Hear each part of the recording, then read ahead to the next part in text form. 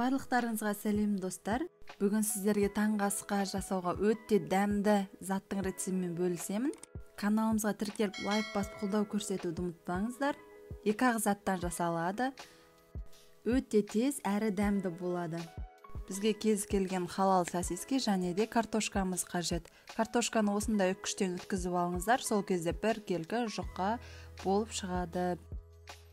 Егер де дәл бұндай үккіштеріңіз болмаса, пышақпен де жіңішкелеп турай берсеңіздер болады.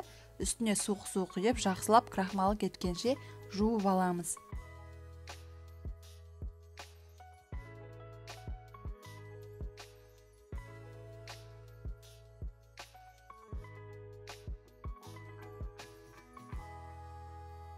Жуып алған соң басқа ыдысқа саламыз. Оның үстіне түрлі дәмдеуіштерді қосып картошкамызды араластырамыз.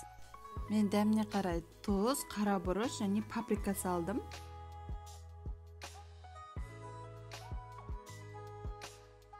Барлығын жақсылап қаспен араластырамыз, болмаса қолмен араластырып жіберіңіздер. Келесі сосискиді алып, осы кішкентай бөліктерге бөліп шығамыз. Біреуін 5 бөлікке бөлдім. Магазиннен алынған осындай шампурды пайдаланамыз. Ең алдымен картошкамыздың шетінен өткізіп, ортасына сосискиді кіргізіп, одан кейін қайтадан картошкамызбен бекітеміз. Дәл осылай бір шампурға 3 немесе 4 сосиски мен картошкадан жинайсыздар.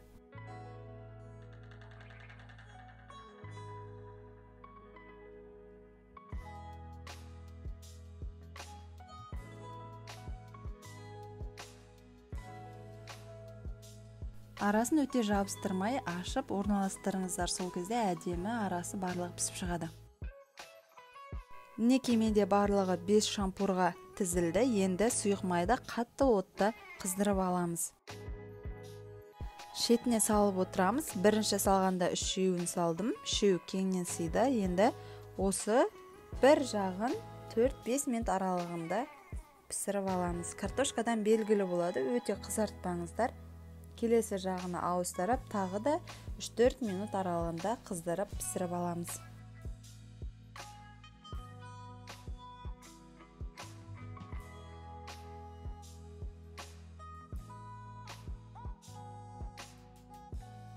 Майдан алатын кезде біздің шампурлар ыстық болады, сондықтан қолыңызды күйдіріп алмау үшін осы салфеткамен алыңыздар.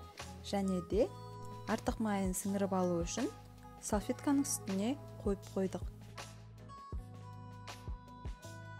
Келесінде дәл сол әдіспен салып пісіріп аласыздар. 2 жағында 3-4 минуттан пісіріп алсаңыздар жеткілікті.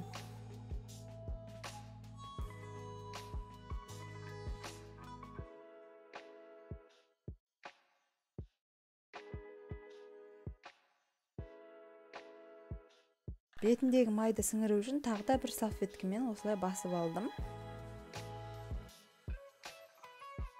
Мінекей достар, біздің таңғы асқа дайындаған жеңіл асымыз осылай демде дайын болады.